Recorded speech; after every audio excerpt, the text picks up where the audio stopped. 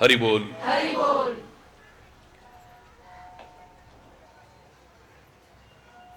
तो भगवान शिव को जो सर्वाधिक प्रिय है वो राम नाम, वो रामचरित्र, वो राम का कीर्ति गायन उन्हीं की कृपा से करने की कोशिश कर रहे हैं।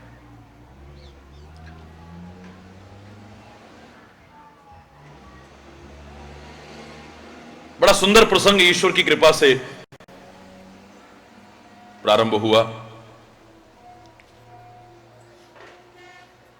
और उसी की कृपा से बहुत गहन और विस्तृत व्याख्या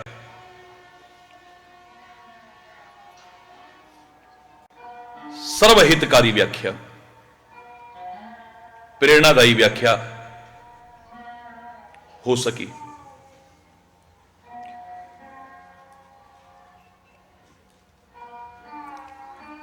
भगवान श्री राम कहते हैं कि हे मुनिराज, अब कोई ऐसी जगह बताओ मुझे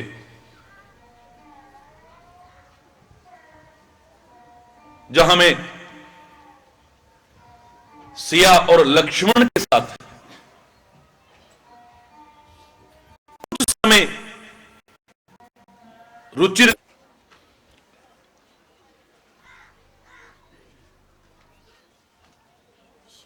जहां पर्णकुटी बना करके मैं निवास कर सकूं और जहां मेरे रहने से किसी ऋषि मुनि को कोई उद्वेग न हो। हरि बोल। हरि बोल।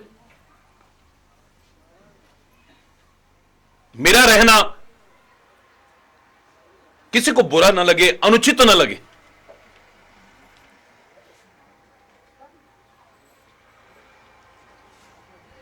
कोई ऐसा स्थान मुझे बताओ जहां कुछ समय तक मैं निवास कर सकूं। क्यों ना कहोगे राम, वेदों की मर्यादा के पालन करने वाले हे राम, साक्षात विग्रहवान धर्म, रामो विग्रहवान धर्म, हे धर्म के प्रतिमूर्ति श्री राम, आखिर तुम ऐसी नीति और मर्यादा पूर्वक बात क्यों ना करोगे। बहुत सुंदर कहा है आपने, आप ईश्वर हैं, जगदीश्वर हैं सारे संसार के। ये जो जानकी है आपके साथ में कोई सामान्य नारी नहीं है, यह साक्षात माया है, आपकी माया। और लखन जो आपके साथ में है, ये सारी पृथ्वी का भार धारण करने वाला साक्षात शेषावतार है। मैं जानता हूं कि आप इस धरा पर राक्षसों का विनाश करने आए हैं, पृथ्वी का भार हरण करने आए हैं और धर्म की फिर से संस्थापना करने आए हैं। ऐसी नीति, ऐसी मर्यादा, वाह, साधु साधु साधु साधु कहकर के बार बार प्रशंसा करते हैं मुनिराज। हे राम, अगर आप जानना चाहें कि आप कौन हैं, कौन बता सकता है। लेकिन आपने ही कहा था कि विश्व बदर जिमि तुमरे हाथा। हे मुनिराज, ये सारा संसार कैसे है, जैसे हाथ में बेर रखा हुआ आपके लिए। ऐसे साक्षात परमात्मा की जो प्रतिमूर्ति बन चुके हैं, ऐसे संत महापुरुष ऋषि मुनि, उनसे क्या छुप सकता है।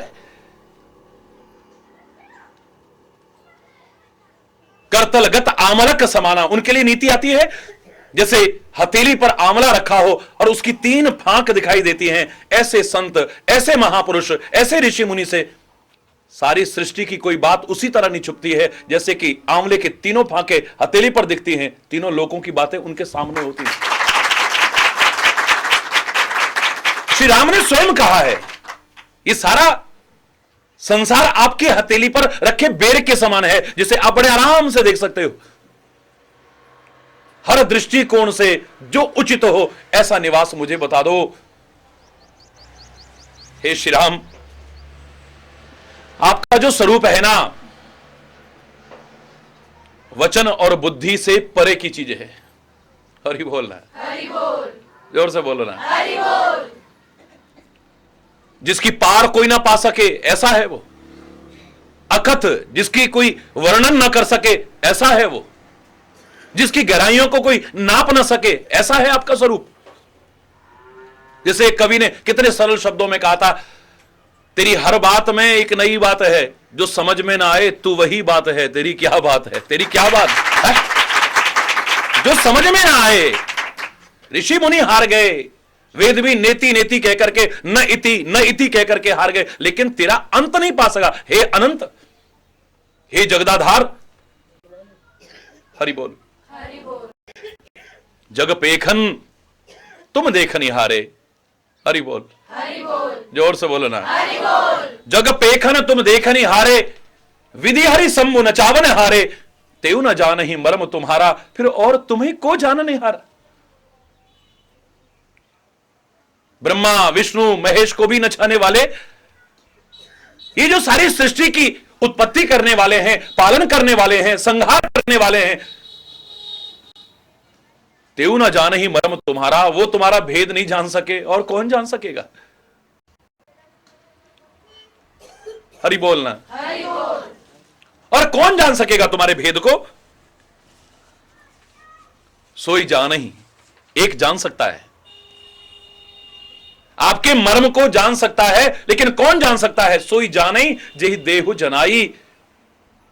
आप कृपा करके जना दो तो आपके बारे में कोई जान सकता है, वरना आपको पहचानना, आपको समझना।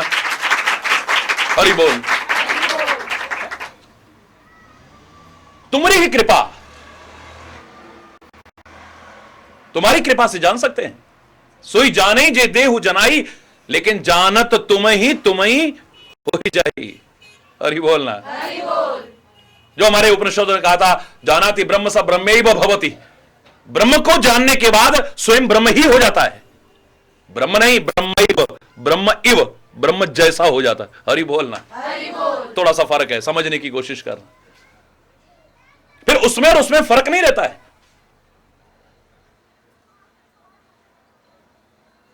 लेकिन तुम्हें जानना, तुम्हारी कृपा, तुम ही रघुनंदन। हे रघुनंदन, तुम्हारी कृपा से ही तुम्हें जान सकते हैं। जान ही भगत, भगत उर चंदन। हे भक्तों के हृदय के लिए शीतलता प्रदान करने वाले चंदन स्वरूप परमात्मा, आपके भक्त आपकी कृपा से ही आपको जान सकते हैं, वरना बहुत मुश्किल है।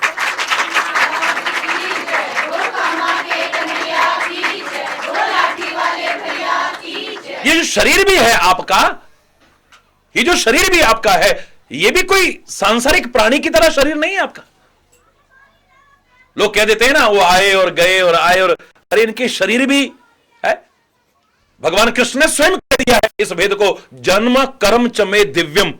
हरि बोलना। हरि बोल, मेरा जन्म भी, मेरे कर्म भी दिव्य हैं। सामान्य सांसारिक मनुष्य की तरह से अपनी वासनाओं की पूर्ति के लिए लिया हुआ जन्म नहीं है, अपने कर्मों का फल भोगने के लिए लिया हुआ जन्म नहीं है, उनका हिसाब चुकाने के लिए इस धरा पर आकर के लिया हुआ जन्म नहीं है। निज इच्छा निर्मित तन, माया गुण गोपार। हरि बोलना। हरि बोल, निज इच्छा निर्मित, आप जब जैसा शरीर चाहो वैसा बना सकते हो। हरि बोलना। हरि बोल, लीलाएं करते हो तो लगता है बिल्कुल एक सामान्य मनुष्य जैसे हो, सामान्य मनुष्य जैसे हो। ना ना ना, चिदानंदमय देह तुम्हारी, चिदानंदमय। ये आपकी देह भी चिदानंदमय है। ये शरीर भी आपका कोई सामान्य नहीं है। पांच भौतिक शरीर जैसा औरों का होता है उस तरह का नहीं। ये बहुत ऋषि मुनि और ज्ञानी मुनि जानते हो, नहीं कुछ तो भेद होगा। राम जनकपुर में जा रहे हैं तो हर कोई उन्हें छूना चाहता है, हर कोई छूना चाहता है? बहाने से छूना चाहता। क्यों भाई? हरि बोलना। हरि बोल, वो सौंदर्य तो एक तरफ रखो, ये जो बाह्य सौंदर्य आपको दिखाए ये भी कोई सामान्य नहीं।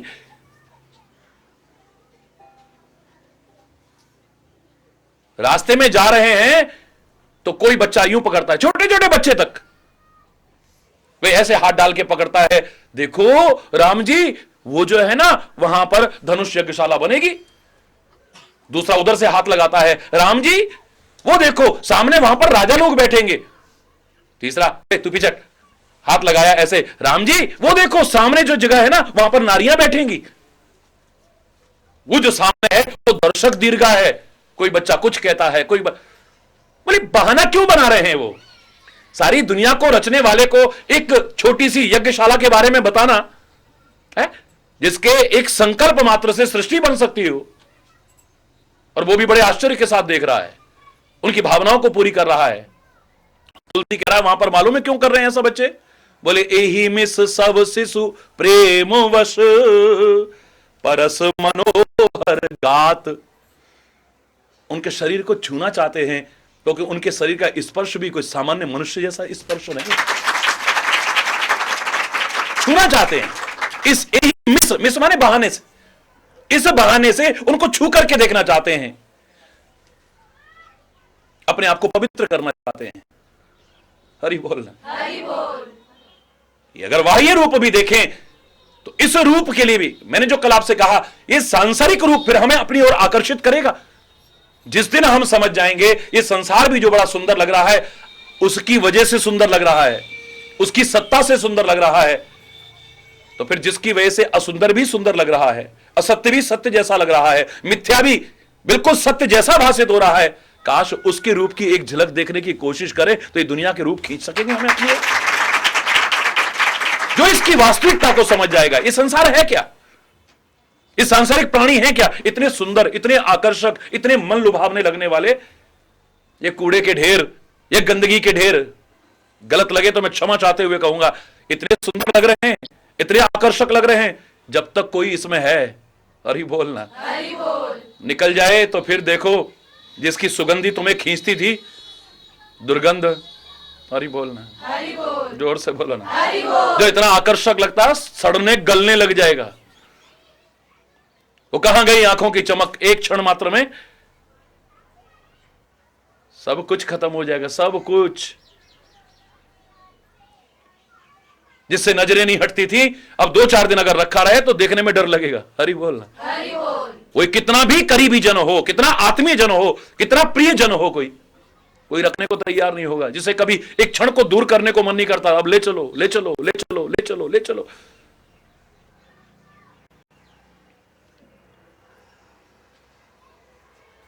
किसी की वजह से है।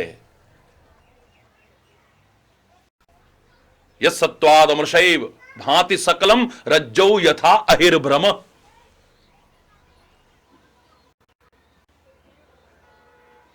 यन माया वशवर्ति विश्वाखिलम ब्रह्मादि देवासुरा यत्सत्वाद अमृषैव भांति सकलम रज्जौ यथा अहिर्भ्रम।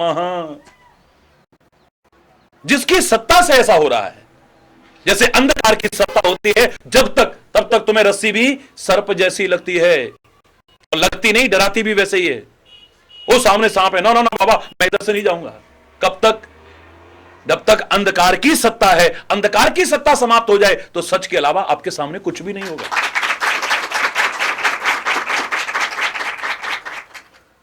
सूर्य की सत्ता से रेगिस्तान में रेत पर उसकी किरणें पड़ने के कारण पानी जैसा नजर आ रहा है, पानी नहीं है वो, असत्य पानी सत्य जैसा लगता है। हरि बोलना, हरि बोल। हिरण ही नहीं, आदमी भी भटक भटक करके अपने प्राणों को त्याग देते हैं। वो मृग तृष्णा का जल, वो मिथ्या जल, मृग मरीचिका, हरि बोलना, हरि बोल। सूर्य की सत्ता से है। अभी सूर्य अस्त हो जाए वहां से तो फिर पानी नहीं लगेगा। जैसे सूर्य की सत्ता से सीप में भी चांदी की अनुभूति होती है। सीप चांदी नहीं है लेकिन चांदी जैसी लगती है जब उसकी किरणें पड़ती हैं तो। ऐसे ही उस परमात्मा की सत्ता से ही ये असत्य भी सत्य लग रहा है, ये असुंदर भी सुंदर लग रहा है। जिस दिन समझ गए तो फिर ये दुनिया का सौंदर्य हमें नहीं खींच पाएगा अपनी ओर। श्री राम के लौकिक सौंदर्य का भी वर्णन जहां किया है, एक इशारे मात्र में अगर ढूंढें तो फिर कहीं से शुरू हो जाओ। ऐसा नहीं कि अयोध्या के लोग ही खुश होते हो, ये हमारे महाराज के पुत्र हैं और वो भी इतनी अवस्था में पैदा हुए हैं तो बड़ा विशेष लगाव हो। जनकपुर में गए हैं तो हरि बोलना, उसके बाद वनवास के दौरान देख लो जरा, कौन उनके रूप माधुर्य की ओर आकर्षित न हुआ हो? किसको नहीं खींच पाई है? किसके नेत्रों को सहसा खींच नहीं पाई हो? नंगे पैर चल रहे हैं तो इससे ज्यादा क्या कहें। बोले वनवासी लोग तो खिंचे चले आते थे, देखते रह जाते थे। वो तो हैं एक मानव के शरीर में, लेकिन पशुओं की हालत देख लो। बाघों सन्मुख गए न खाई। बाघ भी सामने आ जाता है जो स्वाभाविक हिंसक है, हिंसा जिसका स्वभाव है, वो भी सामने जाकर के उनको खाने की कोशिश नहीं कर रहा है। वो भी आंखें लगातार एकटक उसकी निहारती हैं उस रूप माधुर्य को। वो हिंसा भूल जाता है, स्वाभाविक हिंसक जीव अहिंसक हो जाता है, स्वाभाविक हिंसक जीव। कैसा रूप माधुर्य होगा वो?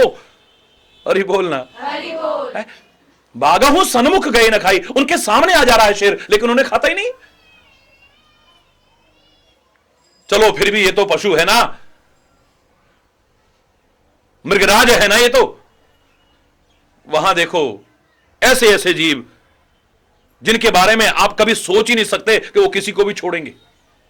तजहि विषम विष सांपी ने बीछी। सर्प नहीं, सर्पनी। हरि बोलना, सांपनी जो अपने अंडों को भी खा जाए वो किसी को नहीं छोड़ सकती है। हरि बोलना, है?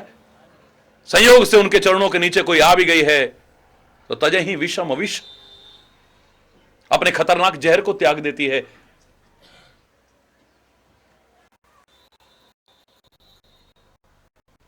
वो बिच्छू, वो सर्प भी अपने विष का परित्याग कर देते हैं। क्यों कर देते हैं? क्योंकि उनके रूप माधुर्य को देख रहे हैं।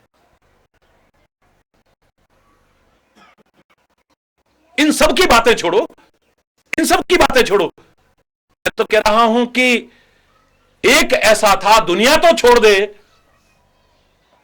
लेकिन शिव का तीसरा नेत्र खुलते तो सामने बचेगा कोई? लेकिन जब श्री राम का विवाह हो रहा है तो शिव का तीसरा नेत्र उस जनकपुर में खुला। श्री राम के उस सौंदर्य को देख रहे हैं। वो पंचायत जो देवलोक में बनाई गई कि आखिर ऐसा कौन मानव है जिसकी प्रशंसा की जा रही है और हम देवताओं को उसके सामने हे बताया जा रहा है, छोटा बताया जा रहा है। कौन है वो सांसारिक प्राणी? जाओ देख करके आओ। विष्णु जी आप जाओ ना, साथ में लक्ष्मी को ले जाओ, ये ज्यादा पहचान सकेंगे कि सुंदर है या नहीं है। हरि बोलना। लेकिन वहां गए हैं तो वापस लौटने का नाम ही नहीं। निर्णय क्या सुनाए? रमा समेत रमापति मोहे, रमा समेत रमापति मोहे। लक्ष्मी सहित भगवान विष्णु तो मोहित हो गए, वहां वापिस जाने का नाम नहीं ले रहे हैं। बेकार भेजा हमने, ऐसा बुजुर्ग को भेजते तो ज्यादा अच्छा था। ब्रह्मा जी आप जाओ अब, चलो। वो गए हैं, वो भी जाकर के ऐसे मुग्ध हुए कि वापस लौटने का नाम ही नहीं। दर्शन करके आनंद तो आ रहा है, लेकिन हर्षित भी हो रहे हैं और पछता भी रहे हैं। हरि बोलना, हर्षित भी हो रहे हैं उस आनंद को लेकर के कि देखा विष्णु तो 2 आंखों से देख रहा है और मेरे तो 4 मुख पर 2-2 नेत्र, यानी 8 नेत्र हैं। कितना सौभाग्यशाली हूं मैं। लेकिन मेरे बाद अगर मेरे बेटे को भेजा, शंकर के बेटे को भेजा, स्वामी कार्तिकेय को, सेनापति को भेजा, तो क्या होगा? वो कल का बच्चा अरे मेरे से भी ज्यादा आंखों से भगवान के इस रूप माधुर्य को देखेगा। 6 मुख और 2-2 नेत्र, 6 दूनी। और बोल,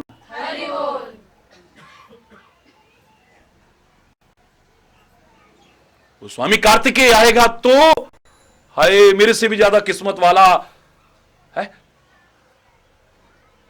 8 नयन जान पछताने, 8 नेत्र समझ करके अब पछता रहे हैं कि काश मेरे और ज्यादा होते तो, काश मेरे और इतना सुंदर, इतना आकर्षक और देखने को मिलता, और देखने को मिलता, और देखने को मिलता। वापिस नहीं गए तो उन्होंने कहा सेनापति जी महाराज अब आप जाओ, जाकर के देखो। परम प्रसन्न है वो भी। विदिते 1.5 लोचन लाहु, ब्रह्मा से भी 1.5 गुने नेत्रों से दर्शन कर रहा है। सारी सृष्टि को पैदा करने वाला आज मुझसे ज्यादा आनंदित नहीं हो सकता। कितना किस्मत वाला हूं। मैं कहता था 6 मुंह, आज तो 6 क्या 600 भी होते, 6000 भी होते तो मैं अपने आप को परम सौभाग्यशाली मानता। बड़ा आनंद आ रहा है। हरि बोलना। हरि बोल। इसके बाद में मेरा उद्देश्य मात्र कथा सुनाना नहीं, उसकी गहराई में जाओ। भगवान शंकर को भेजा गया, क्या है जो जाता है वापस लौटने का नाम है। आप जाओ ना जरा, देखकर क्या हो क्या रहा है।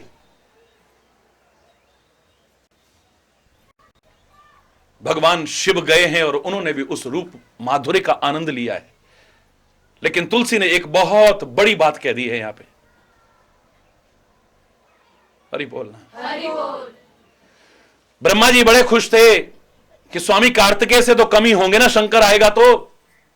5 नेत्र हैं लेकिन तीसरा तो ऐसा नेत्र है कि खुल जाए तो सामने सब जल करके खाक हो जाए, प्रलय आ जाएगी।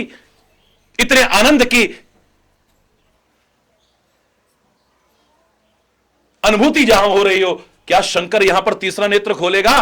पहले तो लगा कि 15 नेत्र उसके हैं, कितना किस्मत वाला है। लेकिन नहीं, सवाल ही नहीं है। स्वामी कार्तिकेय बोला मेरे पिताजी को तो ज्यादा दर्शन होंगे ना, 5 मुख हैं, 3 नेत्र हैं, 5 तिया 15, मेरे तो बोले नहीं, सबसे ज्यादा किस्मत वाला मैं हूं, क्योंकि तीसरा नेत्र तो वो खोलेंगे नहीं।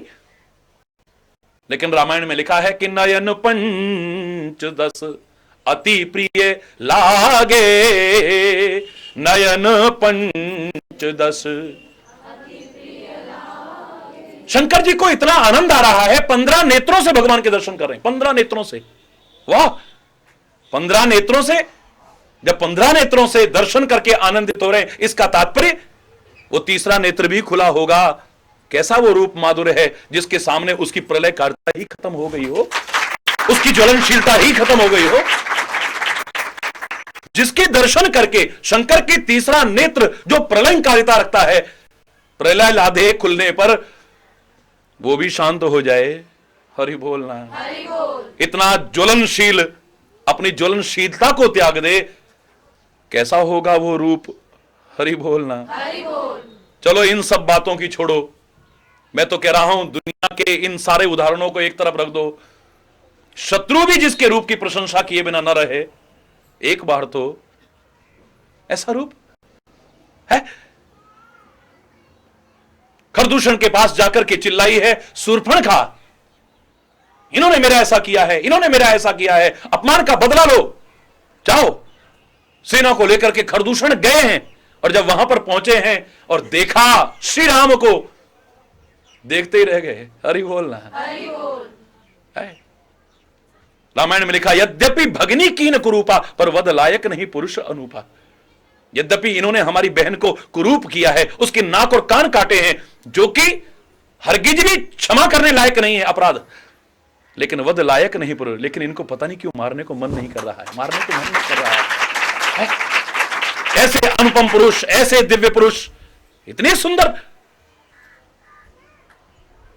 दूत भेजा, जाओ कह दो कि अपनी नारी को छोड़ जाओ और तुम यहां से चले जाओ, हम तुम्हें माफ कर देंगे। जाओ, तुम्हें मारने को मन नहीं कर रहा है हमारा। हरि बोल। कैसा वो रूप होगा, एक सांसारिक प्राणी पर ही नहीं, समुद्र के जीव जिन्होंने कभी दर्शन ही नहीं किए हैं। जब सागर में पुल बना, पुल को देख करके श्री राम बोले सेना तो बहुत ज्यादा है, पदुम 18 जूतब बंदर, क्या इस पुल पर सारी सेना पार हो पाएगी? ना ना ना ना ना ना ना। भगवान श्री राम कहते सब यहीं खड़े रहो, जरा मुझे बीच में जाने दो। प्रश्न हुआ कि सारी सेना कैसे पार हो पाए? कहीं भगदड़ मच गई तो और परेशानी हो सकती है। घबराओ मत, कोई चिंता करने की जरूरत है। श्री राम कहते हैं आप यही खड़े रहो, मैं जरा अभी आता हूं। श्री राम आगे बढ़ने लगे, आगे बढ़ने लगे, बढ़ते जा रहे हैं, बढ़ते जा रहे हैं। कहते कि 20 सागर में जाके खड़े हो गए। सबको कहते कोई आगे नहीं बढ़ना, सारे अपने पर खड़े रहो। क्यों कर रहे हैं प्रभु ऐसा? हनुमान हंस रहा है, मुस्कुरा रहा है, जानता है प्रभु जो करते हैं कोई वजह होती है। हरि बोलना, कोई शंका नहीं है, कोई प्रश्न चिन्ह नहीं है, आखिर ऐसा क्यों कर रहे हैं, ऐसा क्यों कर रहे हैं? थोड़ी देर देखी तो क्या देखते हैं कि देखन कहूं प्रभु करुणा कंदा, प्रगट भये सब जलचर वृंदा। श्री राम सागर के बीचों बीच संयोग से किसी जल जीव ने ऊपर उठ करके देख लिया होगा, वो तो हटने का नाम ही नहीं ले रहा है। सबने कहा ये नीचे क्यों नहीं आ रहा है, नीचे क्यों नहीं आ रहा है? ऊपर आया तो जो ऊपर आया फिर ऊपर ही रह गया है। देखते देखते देखते देखते 100 योजन सागर के अंदर कहीं पानी की बूंद नहीं दिखाई दे रही है, सारे के सारे जल जीव ऊपर प्रकट हो चुके हैं। हिंसक से हिंसक, हिंसक से हिंसक, बड़े बड़े भयानक से भयानक जीव लगातार देखे जा रहे हैं, लगातार देखे जा रहे हैं। जिनको देख करके भय लगे वो आज टस से मस नहीं हो रहे, हिल नहीं रहे जरा से। श्री राम कहते हैं अब चलो। इतने जीव कईयों के मन में आया, बोले घबराओ मत, ये मेरी तरफ जब तक देखते रहेंगे इनसे तुम्हें कोई भयभीत होने की आवश्यकता नहीं है, निकल। रामायण ने कहा कि कुछ सागर पर चल रहे हैं, उस पे पुल पर चल रहे हैं, कुछ आकाश मार्ग से उड़ते हुए चल रहे हैं, और अपर जल चरण ऊपर चढ़ चढ़ पा रही जाही। बाकी के जितने भयानक भयानक जीव ऊपर प्रकट हुए थे उनके ऊपर चढ़ चढ़ करके पार जा रहे हैं। कैसा रूप सौंदर्य होगा वो। हरि बोल। लेकिन जिसकी नजरें पहचान सकें तो पंजाब में एक भजन बोला था, बड़ा अच्छा लगा मेरे को। राम तेथों दूर नहीं, तेरा भी कसूर नहीं, वेखन वाली अख जेड़ी ओदे विच नूर नहीं। शाम तेथों दूर नहीं पर तेरा भी कसूर नहीं, वेखन वाली अख जेड़ी ओदे विच नूर नहीं। देखा तो कितनों ने क्या पहचान पाए? दुर्योधन ने भी देखा, दुशासन ने भी देखा, शकुनी ने भी देखा, पता नहीं किस किस ने देखा है, लेकिन वो तो आकर्षित नहीं हुए। हरि बोलना, जोर से बोलो ना। पर वो कैसा रूप माधुर्य है, ज्यादा क्या कहूं। जिन आंखिन में तब रूप बस्यो, इन आंखिन सो अब देखिए क्या। जिसने एक झलक भी देखी है या